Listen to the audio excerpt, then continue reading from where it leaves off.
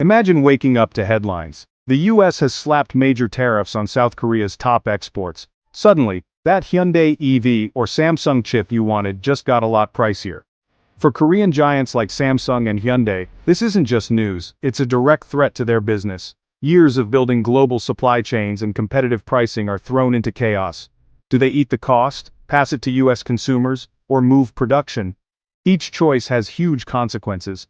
In Korea, hundreds of thousands of jobs are at risk. In the US, consumers face higher prices and fewer choices. Tariffs or taxes on imports, once used to protect local industries, but today they're about more national security, tech supremacy, and shifting global power.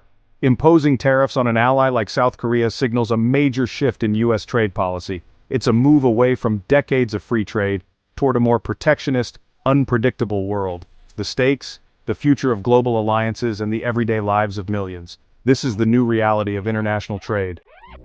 The US-Korea trade relationship began with post-war aid, not tariffs.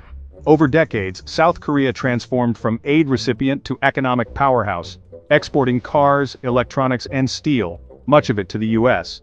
The 2012 KORUS free trade agreement eliminated most tariffs, boosting trade and deepening trust. But political winds shifted. Critics argued free trade cost American jobs, especially in manufacturing. In 2018, KORUS was renegotiated, reflecting growing US skepticism, even toward close allies. Today, trade is still robust, worth hundreds of billions annually, but tension simmers beneath the surface.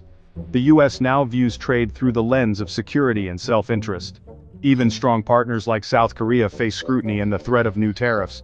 The era of automatic free trade is over. The foundation of trust remains, but it's no longer a guarantee. The future, uncertain, and shaped by politics as much as economics. New US tariffs would hit South Korea's core exports: cars, semiconductors, and EV batteries. Hyundai and Kia could see their US sales plummet as tariffs erase their price advantage. Samsung and SK Hynix chips power everything from iPhones to data centers. Tariffs here would disrupt global tech supply chains and raise costs for American companies. Korean battery makers, crucial for the EV boom, would face new hurdles, slowing US electrification. The real damage? Uncertainty. Companies can't plan billion-dollar investments when policy shifts overnight. The threat of tariffs forces Korean firms into defensive mode, stalling innovation and growth. The chilling effect on investment may be the most lasting consequence. Who pays for tariffs? Not South Korea. The cost lands on US importers.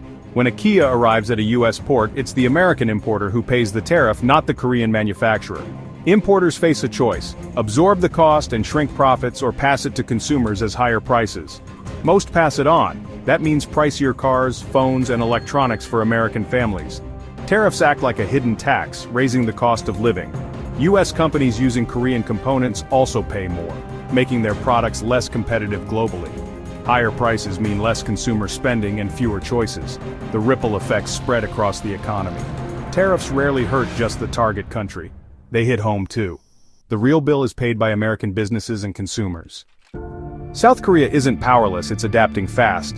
Korean firms are building factories in the US to dodge tariffs and align with American job goals. They're also diversifying, expanding into Europe, Southeast Asia, and beyond, to reduce reliance on the US market. But the US-China rivalry complicates everything. Korea's biggest trading partner is China, but its key security ally is the US siding too closely with either risks, economic, or security fallout. US politics and global supply chain shocks add more uncertainty. The pandemic and geopolitical tensions have shown the fragility of global trade. Korea must balance diplomacy, investment, and diversification while managing its China relationship. The choices it makes now will define its economic future. In this new world order, agility and strategy are everything.